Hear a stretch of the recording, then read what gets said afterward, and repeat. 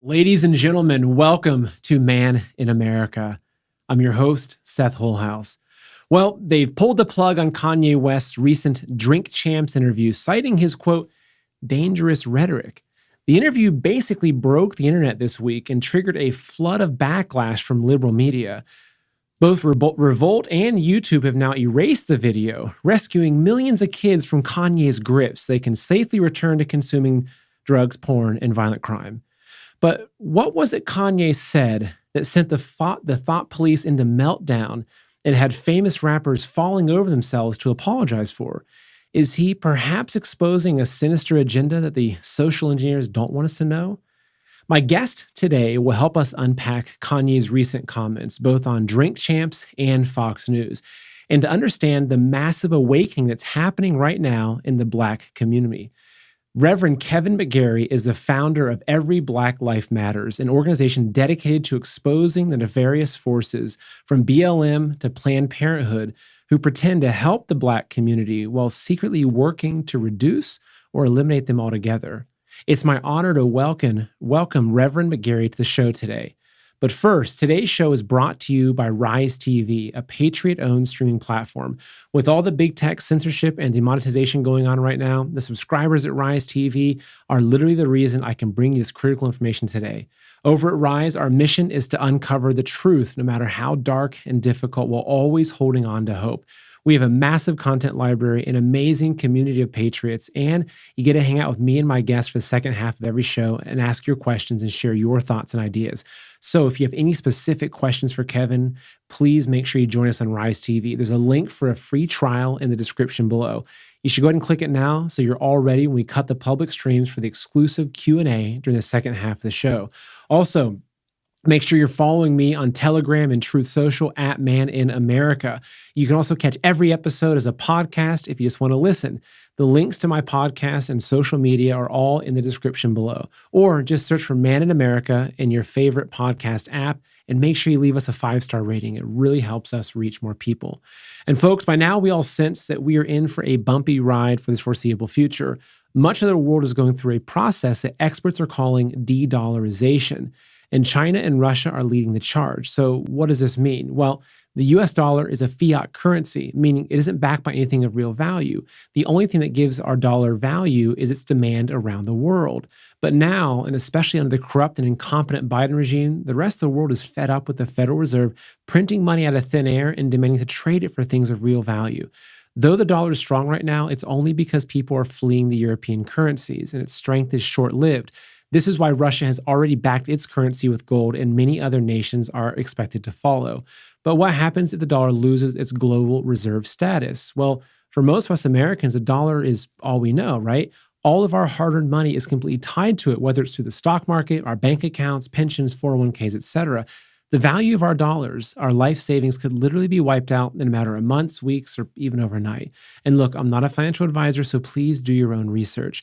But I believe that now, more than ever, it's a good time to consider transferring at least some of your wealth into physical gold and silver, real-world assets that stood the test of time. And for this, I'm confident recommending Kirk Elliott. You can buy gold and silver directly, even in small amounts, or you can transfer your IRA into physical gold and silver with zero taxes or penalties. Now, look, I want to be really clear. You don't buy gold and silver to get rich. You do it to protect your wealth. So now's the time, folks. If you want to learn more about this, open up a new tab right now and go to goldwithseth.com, or you can call 720-605-3900 to speak to someone right now. Kirk Elliott's team of advisors will answer all of your questions and take care of you every step of the way. Again, it's 720-605-3900. Also, folks, I'm sure a lot of you own your own home. Well, the deeds to our home is the only document that proves that you own it. The problem is, though, that the deeds to your home are online now. So this means that a criminal can find your deed, forge your signature, and refile as the owner of the new owner of your home. Then he'll take out loans using your home's equity and leave you in debt. FBI reports show that real estate fraud is one of the fastest growing cyber crimes in America, and it's already costing Americans massive amounts of money. Unfortunately, you won't know until collection notices show up on the loans that you yourself never took out. Homeowners insurance doesn't cover you, and neither do common identity theft programs. Home Title Lock is your peace of mind that the deed to your home is protected, where you can protect your home equity and title for just pennies a day. So to learn more, go to hometitlelock.com/Seth and use promo code Seth. Then enter your address for your no obligation home title scan to see if you're already a victim. It's a $100 value for free. Be sure to use the promo code Seth for your free title scan at hometitlelock.com/Seth, promo code Seth. All right, folks, this is going to be an exciting interview. And if you've been paying attention at all to the news, whether it was Tucker Carlson's interview with Kanye or his recent appearance on a major podcast, even Cuomo having him on his show, the discussion about Black America and the validity of BLM, Planned Parenthood, is really hitting the forefront. And there's really no one I would have rather had come on today than Kevin McGary, who's someone that has created an entire organization that's built around exposing the truth about the real enemies of the Black community in America. So we're going to be digging into all that and much more. And without further ado, I'm going to go ahead and welcome Kevin to the show. So Kevin, thank you so much for joining us today. Seth, it is such an honor and privilege to be here. A Man in America is just an exceptional show. I've been following you for a long time, so it's a real privilege for me to be here. Thank you for having me. I really appreciate the feedback. Thank you very much. So, Kevin, how about just to get our conversation started, I'm going to play a short clip of the interview that Kanye recently did with a very prominent podcast, YouTube show that was on Revolt, etc. Let me go and play this. It's about a 20-second clip because this lays the foundation for our discussion. And as we were talking about in the beginning, before we got the show started, Kanye is not just any Black man in America. He is the wealthiest Black man in America, and he has a massive following. So the fact that he, in this public setting, is talking about Planned Parenthood in this way, it's really significant. So let me go and pull this clip up, because this is a great place for us to start for the audience. Love is from American Apparel. Okay. But I'm talking about put out my White Lives Matter tee. The White Lives Matter tee don't say nothing. It don't say DEF CON or nothing on it, right? Mm-hmm. I'm like, put it out. And he's telling me, like, yo, I want you to visit the Holocaust Museum. And I was like, yo, I want you to visit Planned Parenthood. That's our Holocaust Museum. Mm-hmm. Those are some heavy words. I mean, anytime somebody references and compares anything to the Holocaust or to the Nazis, it's always a big deal. So can you explain to us, why would Kanye be referring to Planned Parenthood as the Black Holocaust Museum? Kanye is actually brilliant in so many ways. And in this way, I don't even know if he connected all the dots, but he absolutely nailed it. So let me explain to everybody why. Why would you compare, abortion to Holocaust and this and that? Okay, bear with me. Let's do a little bit of background, okay? So here's the thing. Eugenics was actually created out of thin air. I'll give you more background on that later, but let's just assume it was created. It was a real thing. Eugenics was basically meant well-born. And if you're not well-born, you could be summarily exterminated, okay? It was the justification that Hitler used for the Holocaust.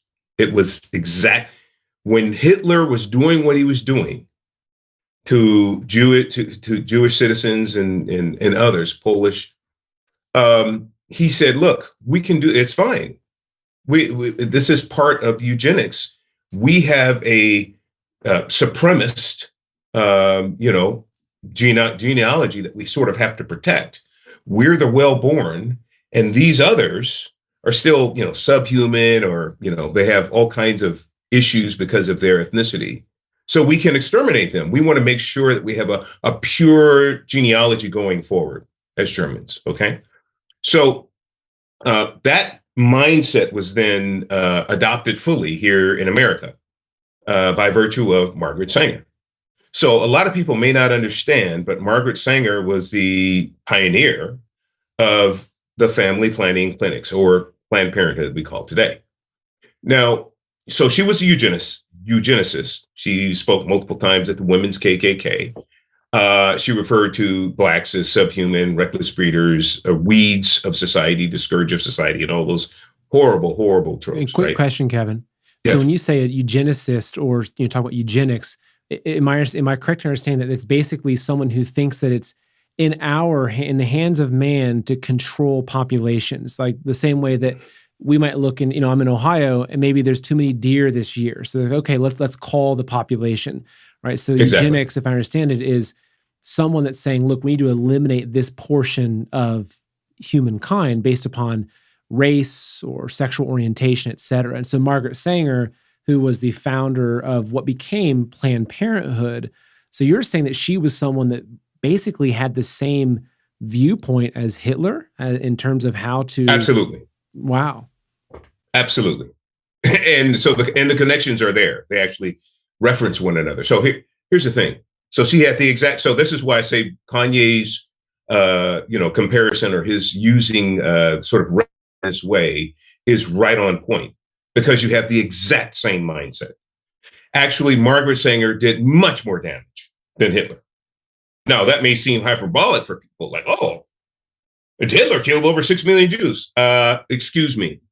In the United States, we've killed over 64 million babies, okay?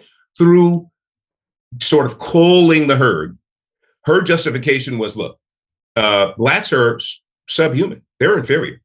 And so therefore they don't, we can get rid of these people. If we allow them to breed like they have been, they're going to overwhelm our pure heritage. And, there won't be any white supremacy anymore. This is why it was started, folks. I can go a lot more into detail later if you want, because I fully documented in my book, and we can talk about that later. But here, so what she did is she says, look, we don't want the word to get out, but we want to fully exterminate the Negro population. Exact quote, Margaret Sanger talking to Gamble, one of the Gamble heirs of Procter & Gamble. This is her exact quote. We don't want the word to get out, but we want to fully exterminate the Negro population. Folks, that was her business model. It wasn't, let's figure out how we can provide more women's health care for women. No, none of that. That came later. Her justification for going into business was, look, we want to kill some blacks. Now, she knew that was, it was not acceptable for her to put a shingle up and say, hey, kill blacks here. Let's bring them here. No.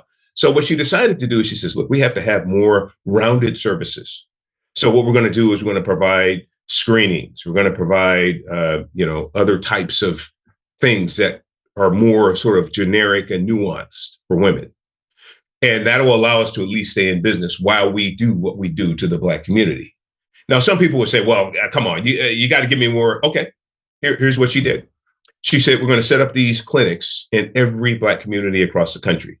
To this very day, we have up to 90% of all Planned Parenthoods in the United States conveniently situated in walking distance of Black and brown communities.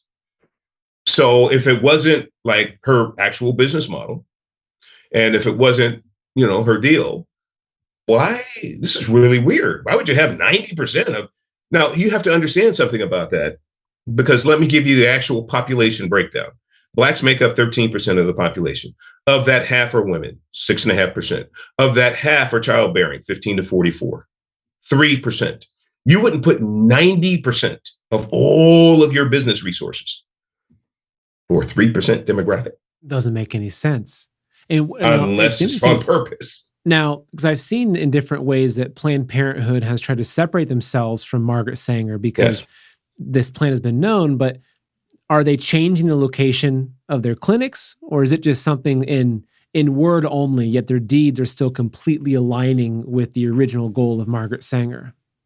Great question, Seth. Thank you for that. So here's the thing. I've heard it as well, and I've seen it. New York said, hey, the New York Planned Parenthood is one of the largest in the country. They said, look, she was a racist. She was a bigot against blacks, and we're going to denounce her. So they did. They denounced Margaret Sanger. They took all of her plaques and everything associated with Planned Parenthood in New York is done. She's done. Now, here's the problem. If you're sincere about sort of reorganizing how you're doing business and making sure that you don't carry on her sordid lineage, what you would do is you'd make sure that all women would have access everywhere to Planned Parenthood. What that means is you would actually look for nice spots across the country where women congregate. Now, two of them come to mind where all the demographic research is done. Planned Parenthood doesn't even have to think one bit about this. On the backside of every Target or Walmart in the country, Planned Parenthood could be there. The overwhelming majority of women shop at Walmart and Target. Demographic research is done. So if you're sincere, there you go. You don't even have to think about it. It's like, okay, let's just move our clinics on the backside of every Target or Walmart, and we're done. Because women generally just need access. But no, they haven't done it. They haven't divested from walking distance within Black and brown communities across the country.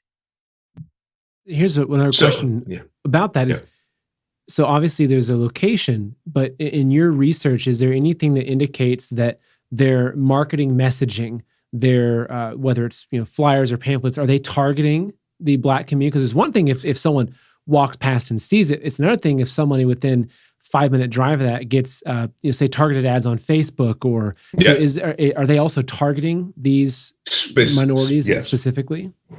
Great question. Specifically targeting minorities. If you go to these cities where they have these larger clinics within walking distance of the Black community, billboards all over surrounding that area.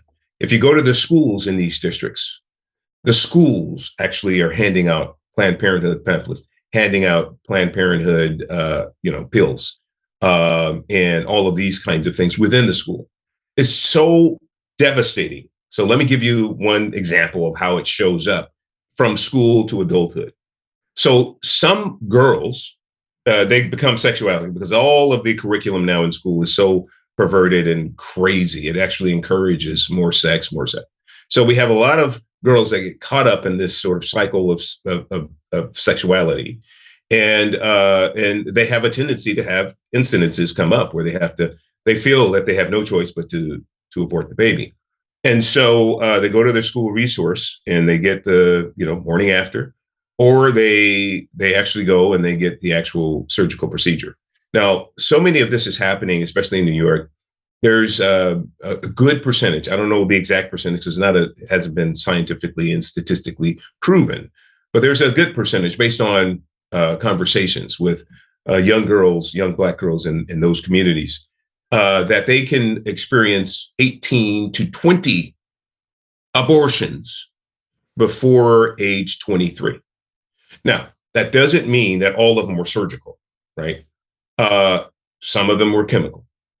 But some chemical, some surgical, the womb doesn't know the difference, makes no distinction.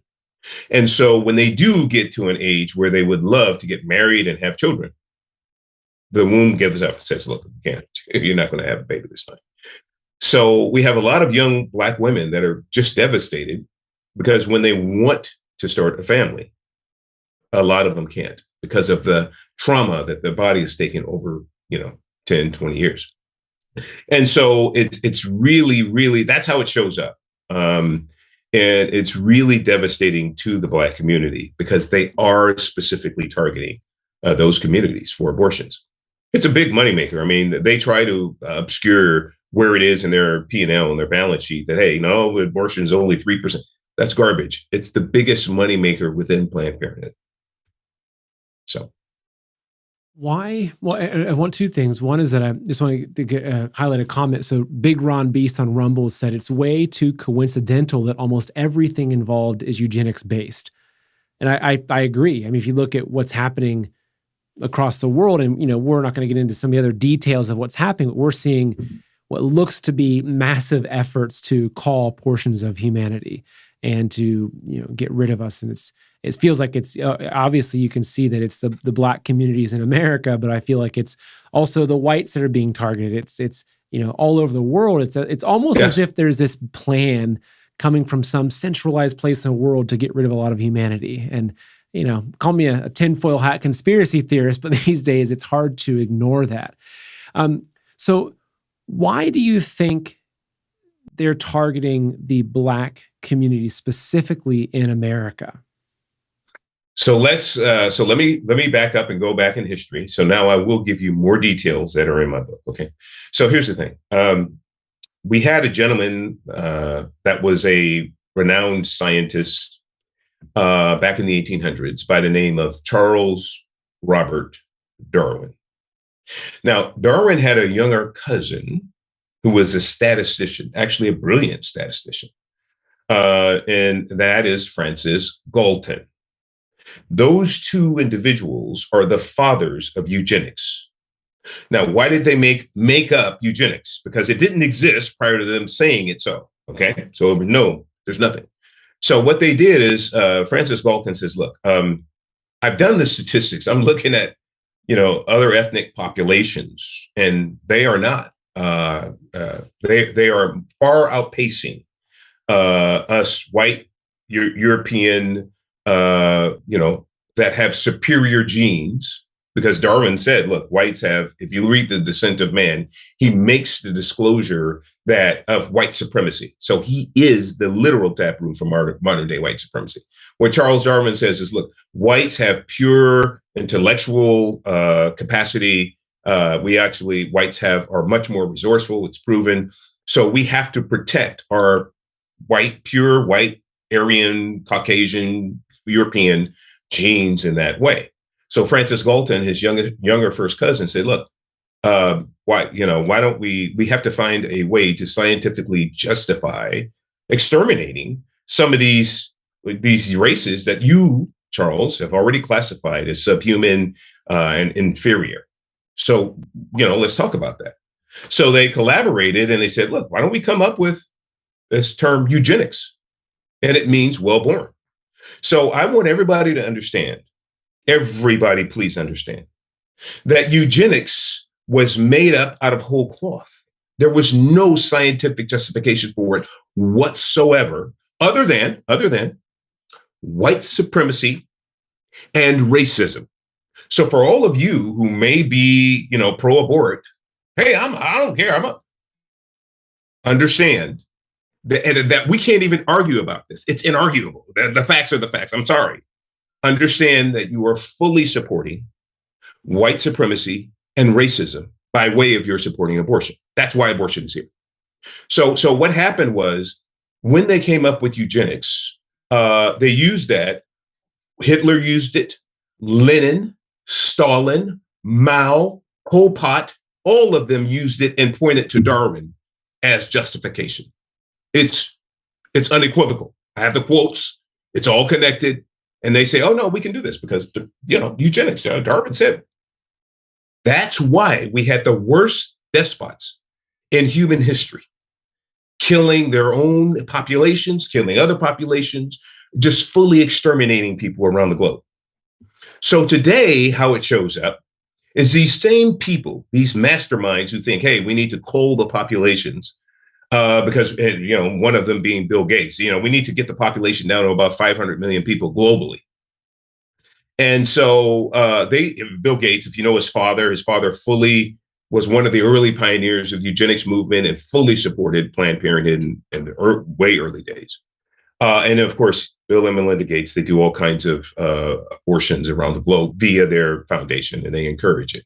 And so that's an incredible thing. If you dig into that, there's a woman named Amazing Polly, and she digs into this, and she put together great information that if you actually look at the Gates foundations and look at Gavi, all the things that they're investing money, a huge portion of it goes straight to what they call family planning, which is really this global abortion. It's global population control.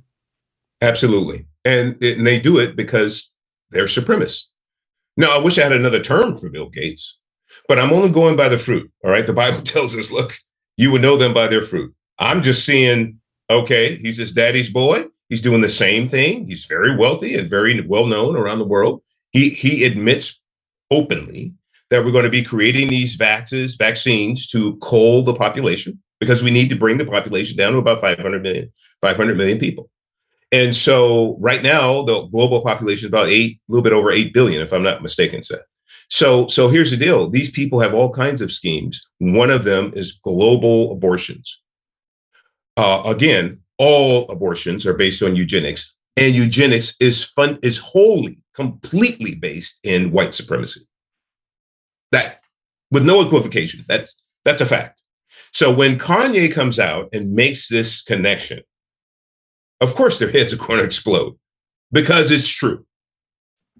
The same justification that Hitler used for exterminating Jews is the same justification that Margaret Sanger is using or used and is now being continued to be used around, in the United States, where, by the way, because of this, we have murdered over 46 million babies, the larger percentage being Black.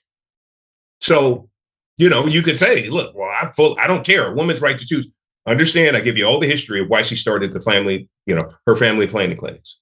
Now, if you still want to support that organization based on her doing this because she wanted to get rid of people like me, if you still want to support that organization, knowing that it's a white supremacist and racist scheme that they actually hatched, has no justification, no meaning scientifically, nothing at all. They are out of whole cloth. We just want to make sure that we're supreme. Then it's on you. You could say, but I would ask that if you do, that instead of you hollering and screaming and being shrill about women's right to choose, just go around and say, look, I'm a white supremacist and a racist, and I love Planned Parenthood. That's why they're here, because you have to own it. Quit being hypocritical, own your stuff, and then we could be much better. We'll understand, oh, yeah, I get you. You're a white supremacist racist. Of course you're going to support Planned Parenthood. It makes sense. Well, it's Saul Alinsky, right? To accuse your enemy of exactly what you're guilty of. So they're calling us, the people that are, pro-life, they're calling us the white supremacists. And this leads me to my next question is, help me make sense of this. Because we have Planned Parenthood, this organization that is responsible for more Black deaths in America than any other cause right now, more than gang violence, more than white cops shooting Black people, everything. More than cancer. If you take all of those things together, you still only come up with about 10, 20 million people. Yeah. It's so by far, it's a leading cause of death in the Black community. And so, didn't mean to cut you off. That's okay. So what's insane though, is that we have the same people, organizations, et cetera, that are extremely pro-choice, like Hillary Clinton, for instance, who we know was, Saul Alinsky was her mentor.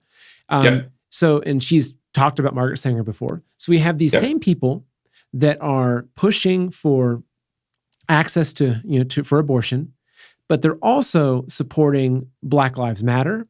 And they're the ones that are out there in the streets, saying we have to protect the blacks.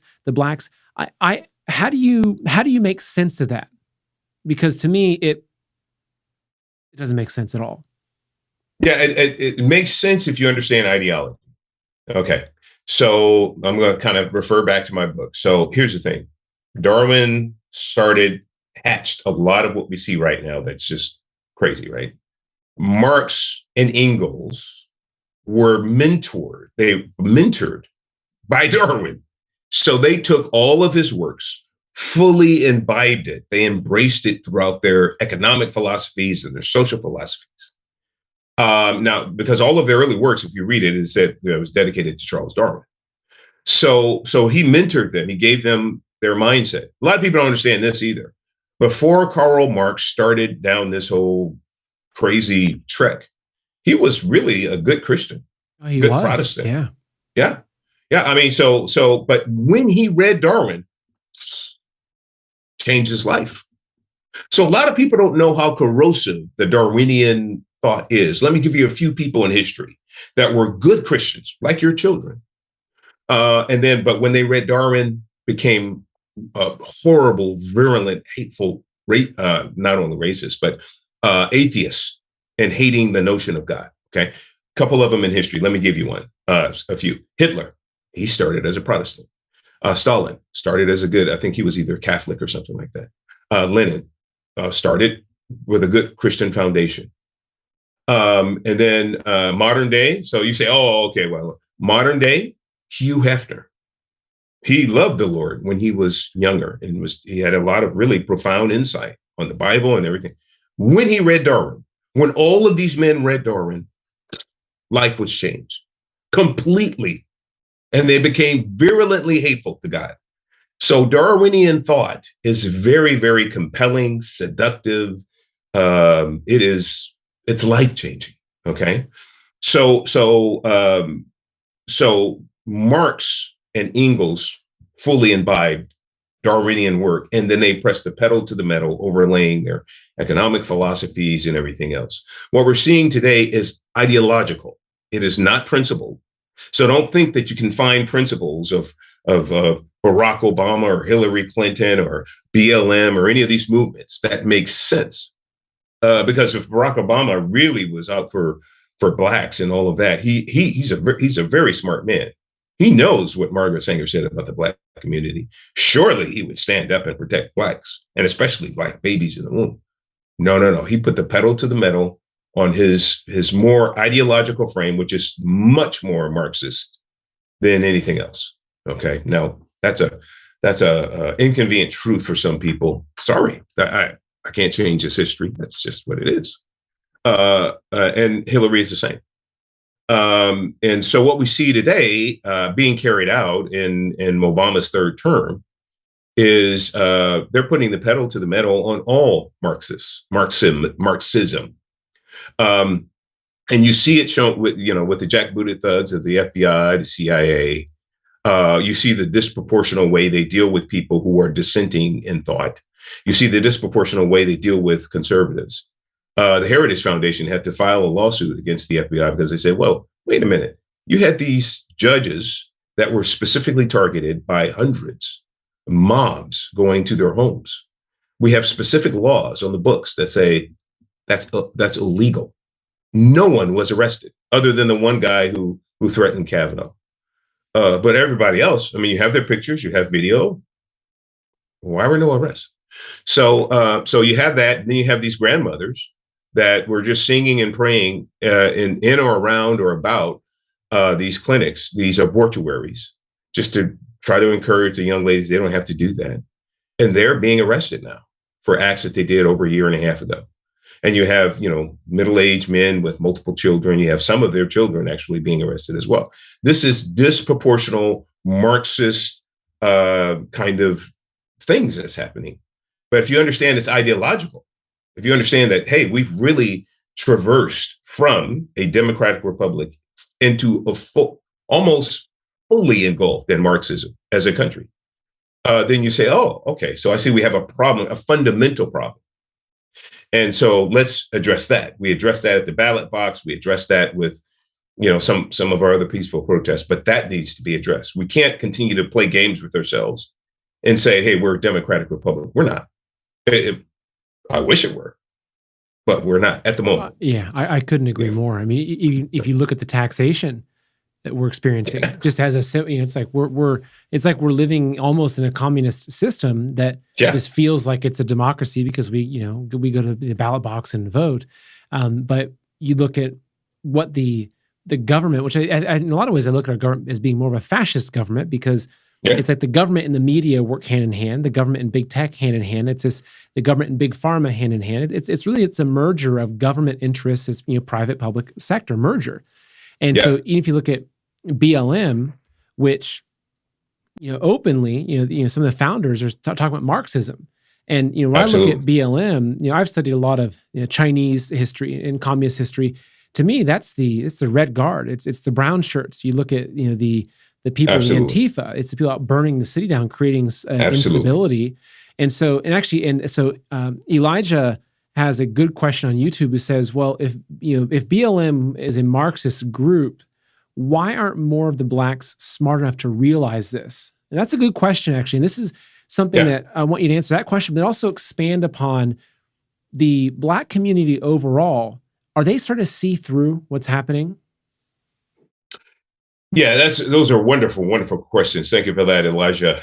So BLM is a Marxist organization. Marx was a white supremacist and racist. Matter of fact, so he inherited all of Darwinian thought and then further. He called his son-in-law, who was Cuban, just happened to have a little bit of brown skin. He called him Negrillo. He called him the N-word gratuitously. He called Jews Jewish N-words. I mean, it's just his history is replete with racism and white supremacy. So you have this black organization, BLM, who says we're all about black lives. Oh no, but we're revolutionary Marxists. How does that work? It's unbelievable what's happening. A lot of it is, again, revisionist history. A lot of this history I talk about in this book is not taught. It is just not. Now, this book is fully footnoted with all of the private letters and everything. Everything is exposed. Actually, but that Kevin, is not. I want to bring typical. up your book really quick. You showed it a few times, and I want you to tell us. So this is your recent book, Woked Up, and I pulled up on screen for folks, and you can search for Kevin McGary, Kevin, McGary, Woked Up. So what does this book get into? Yes, wonderful. So here's the deal. So when I started to write the book, I was thinking, okay, so why don't I look at the woke movement and really figure out like where the roots of this stuff comes from? Because they're always pointing at other people with pejoratives like white supremacy, privilege, racist, and all this other kind of stuff. I'm thinking, okay, well, is there any credence to that? Can we at least search that out? Can we tease it out and kind of figure out where this stuff comes from? So I said, okay, let me start with Marx. And I felt I had a divine nudge, I believe. And it was, no, you don't start with Marx. Marx had a mentor.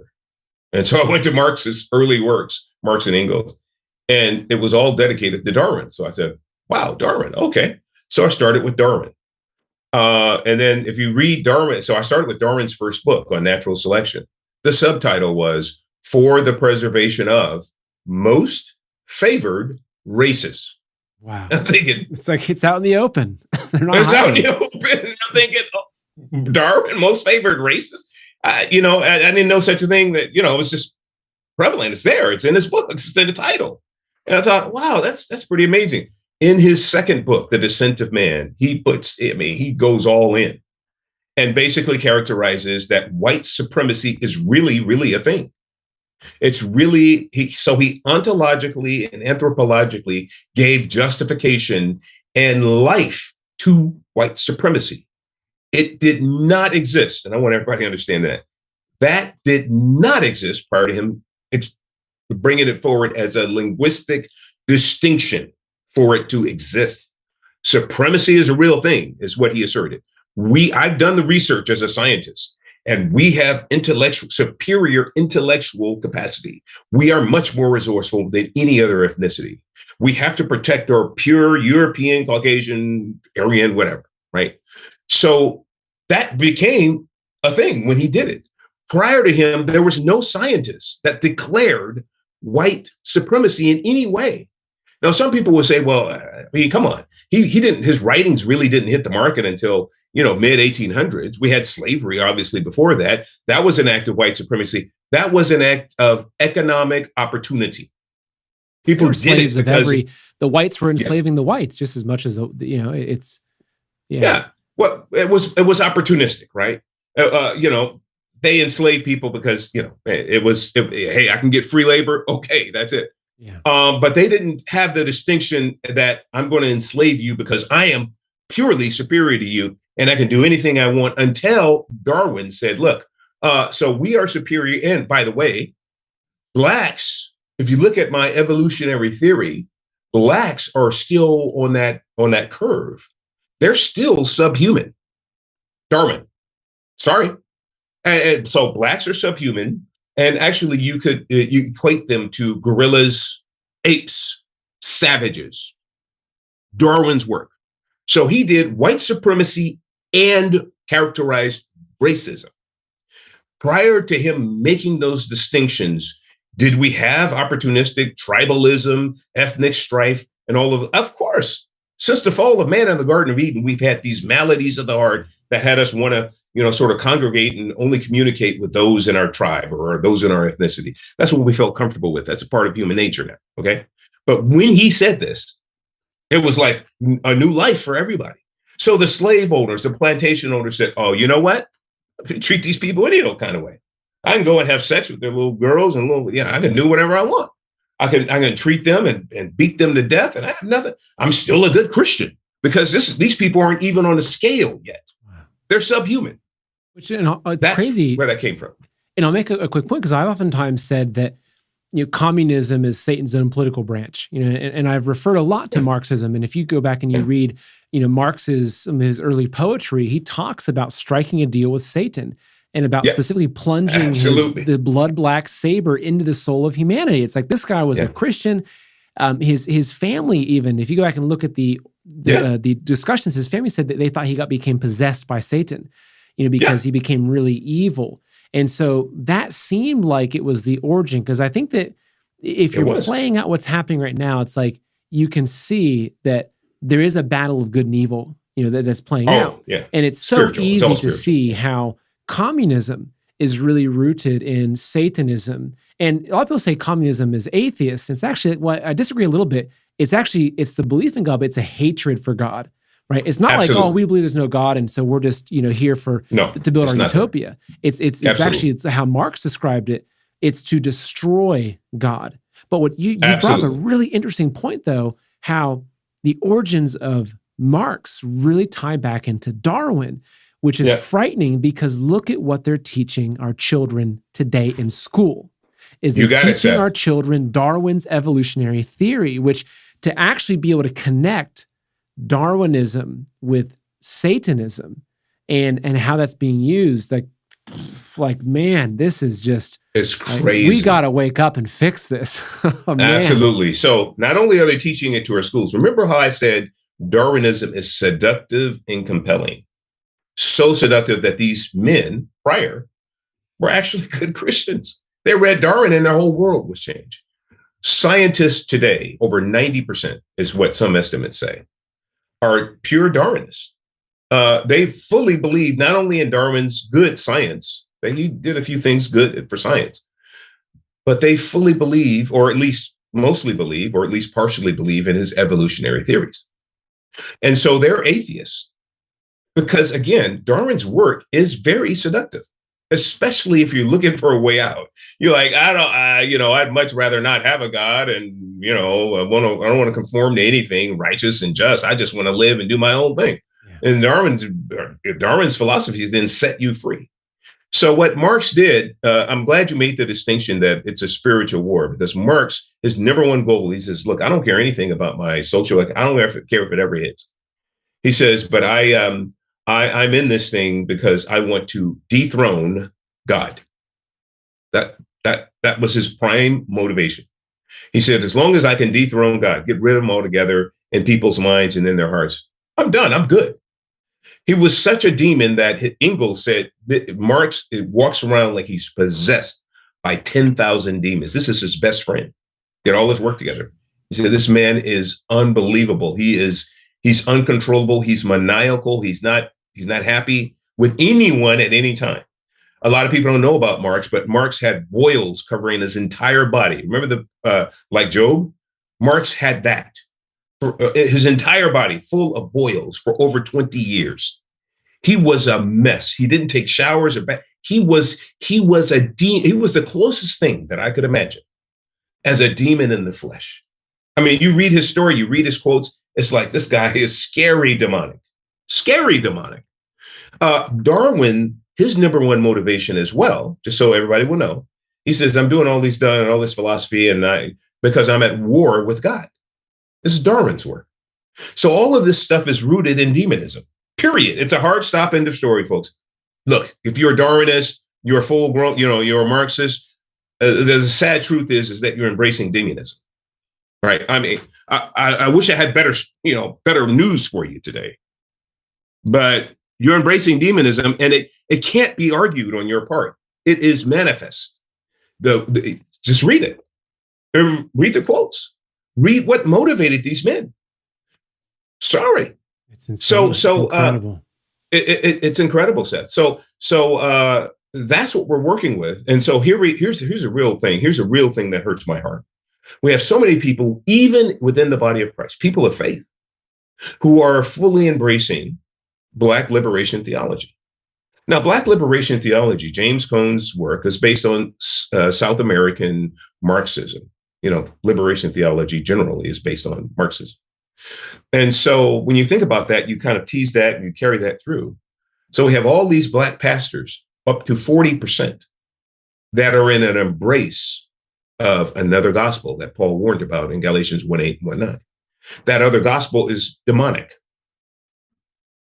Demonism today is being preached over our pulpits in a good number of churches. Oh, I mean, I interviewed Trevor Loudon recently, talking specifically about this and how the communists and the Marxists, they knew that the most powerful way they could bring down America was to infiltrate our church. And they've done it. They've done it. They've done it, folks, in a big way. So it's not like, well, okay, James Cone and the white church were protected. No. And the white church, we see that with BLM and the George Floyd thing, a lot of white churches that were mostly solid before are all in with using critical race theory and those types of theologies infused. Basically, they're syncretizing the cultural conversation, right, which is all demonic, into the gospel. Now, Paul warned us, Galatians 1:8 and 1:9, he says, look, even if an angel from heaven comes in and gives you one iota of a different gospel than what we have preached, they're cursed to hell. That's what Paul said. Read it. Galatians 1:8, 1:9. He was so emphatic about that he literally repeated himself in 1:9. So this is a major, major issue. So we have demons in the pulpit preaching, and their followers, their parishioners, are imbibing demonism, and they're being cursed, and they think they're being blessed. No, this is not a judgment from me, folks. I'm only going by what the Word of God tells us. Galatians 1:8 and 1:9 is clear. Marxism and demonism is clear. What do you do with it? Yeah. Kevin, I want to read a quick message. This is from Thankful on YouTube, which is such good feedback, who says, most are ignorant, including me. Thank you for sharing, as I was not tracking this issue until now. Never liked it on the surface, but didn't know how bad it is. So just wanted to read it. So, thank you for that. Thank you. Also, Kevin, we've got about 11, 12 more minutes before we jump to the Q&A. So okay. There's two things I want to touch upon. First, I wanted to talk about your organization, Every Black Life Matters. So I'm going to go and pull that up. And I want you to talk about this and also talk about what your initiatives you're working on with this, because it's from what you told me before the show, you're building the anti-critical race theory training. So I want you to talk about this because this is inspiring. And so after you talk about this, I then want to ask you the question of where is the hope? And I want to hear your thoughts on whether we can win this battle of good and evil, because that's an important question that we all have. Yes. All right. So I put up your website. So this is for folks that are watching. The URL to this is everyblm.com. Really easy, everyblm.com. So Kevin, tell us what you're doing with this. All right. So when we saw all of the carnage, the hatred, the violence, the destruction of Black and brown businesses by virtue of Antifa, while BLM was clapping and yupping it up at the same time, we thought, this is crazy. We have all these people who are good-hearted people that are joining them now in their march because of what happened to George Floyd. We all had different reactions to George Floyd. It was horrific. It was sorrowful, grief. A lot of people were stricken with grief. I understand, but our cities were burning down, and by help of the good-hearted people who just wanted to get out there and say, I show solidarity. Now, the real icing on the cake was when we had churches get the black placards and put that up over their edifice, or right next to the cross in their main edifice for the church, and then encouraging their parishioners to go out and participate with BLM while they looted and did all the other craziness, destroying cities. I thought, no, this is a bridge too far. BLM, by their own admission, if you went to their website 2 years ago, it had everything that they stood for, and nothing was principally faith driven. Nothing. Anti-father, anti-faith, and pro-Marxism.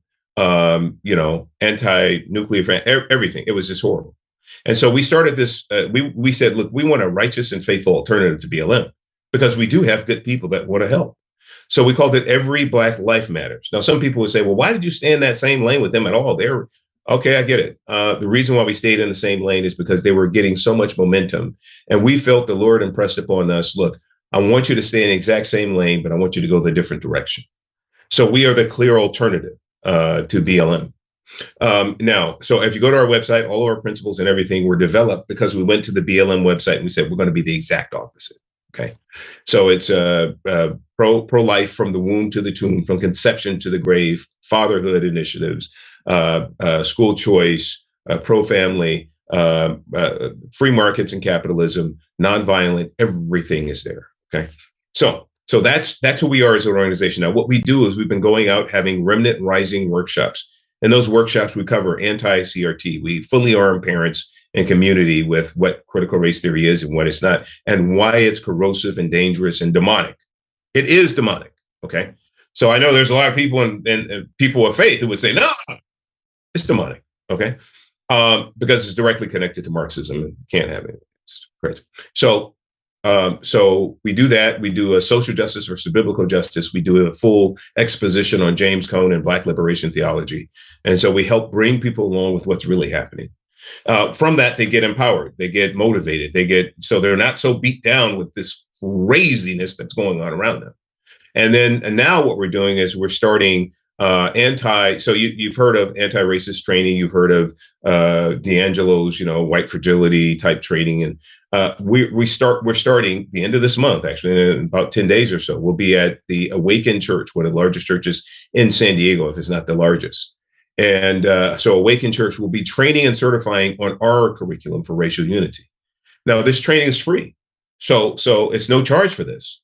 So go to our website, everyblm.com, and you could sign up for this training if you're in the San Diego or you're close enough, 9 to 5 on that Saturday, October 29th, and we'll train you and certify you. And so when your employer says, look, we're going to do racial sensitivity training, anti-racist training, you can say, look, I've already been trained with every Black Life Matters. Here's my certificates. I've taken these modules. I'm good. Now, if he insists, fine, you go and do that, but you won't be traumatized. They're going to do things like separate the rooms, all the whites getting back and all the ethnic people in front. They're going to, castigate whites as the progenitors of racism and complicity with the 1800s and all this kind of stuff. But you have a much healthier mindset going into that because you would have been certified with us. So I'm encouraging everybody. And if you have family in Southern California, you have family in San Diego, go to our website, get the information, and please sign up for that. It's no charge. So that's coming up the 29th. Now, here's the other thing that we're doing. You had asked about that. So the book. So what I cover in the book is all the roots of racism. So the subtopic literally is finally putting an axe to the taproot of racism and white supremacy in America. I don't know if you guys could see that, but that is and the taproot literally is Charles Darwin. But you need to have those connections yourself. You need to feel comfortable making that argument. So get the book. It's all footnoted. Everything's there. It's researched out to the T. And so you'll see the connection from Darwin. Now, just so you know, he didn't just start white supremacy and racism in our modern context. Darwin put the pedal to the metal with atheism, went through the roof after his work. So atheism, white supremacy, racism, eugenics, told you that story already.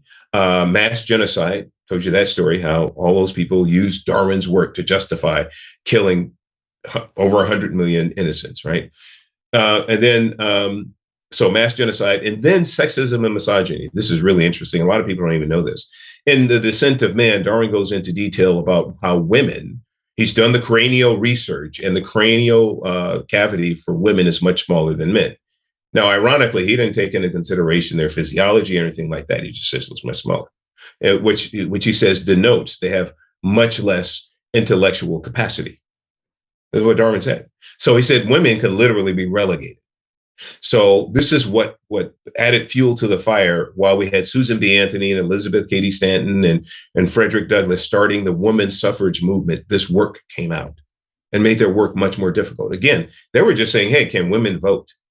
But people looked at Darwin's work and said, no, you don't. Women don't have the up here to do it.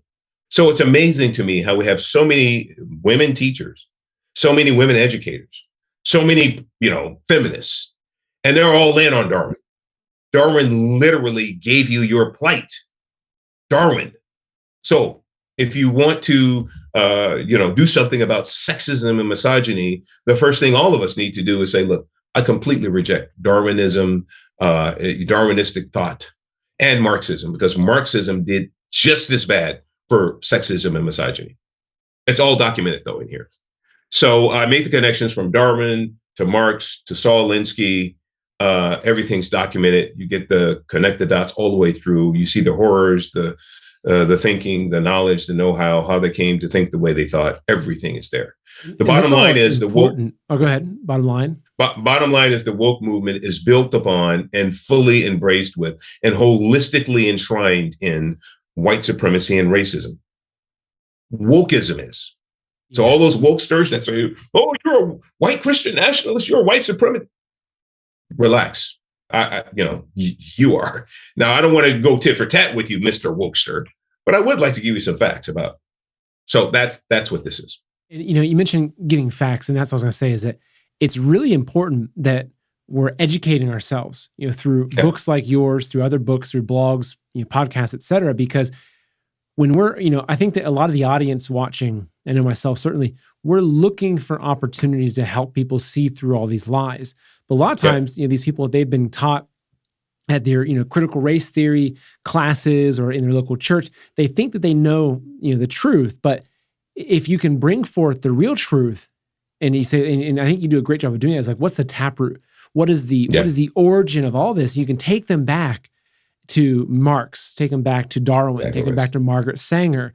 There's no way to argue around that. Like it's like, oh, okay, you're right. And the thing is that the folks, the organizations, the giant nonprofits, et cetera, on the left, they love to dig into that one thing in someone's background and say, well, when this person was 10 years old, he made a racist statement at school. Like, well, how about your entire organization being built on the works of Karl Marx or Charles Darwin, right? So, Gavin, before we jump over to the Q&A, I have to ask you an important question because you seem like a happy guy. You seem like a guy who's not that worried about the future. Yet, for a lot of us, we look around, it's like, oh my gosh, the earth is crumbling and, there's all this terrible stuff happening. But where's your hope for the future? Do you think that in this battle of good and evil that we're facing, that we're going to come out on top? Is there hope for us? Yeah, I do. Now, some people have a fatalistic point of view, and they think, the rapture is coming any day, any moment, and we're at that. I'm not there. I really believe that this is a time in history where we're going to see a reawakening, revitalization. A lot of it is just education. Here, also, I have on YouTube, for YouTube listeners or viewers, I have a YouTube channel called Y'all Woked Up. That's where I bring out some of these facts. I have 1 minute shorts, a lot of them, that take current events and give you the perspective that you should have about how to view it in a non-woke fashion. So there's a lot of that out there. So please go to my YouTube channel, subscribe, and that. So, but you have other organizations as well. You have the Reawaken Tour with Clark.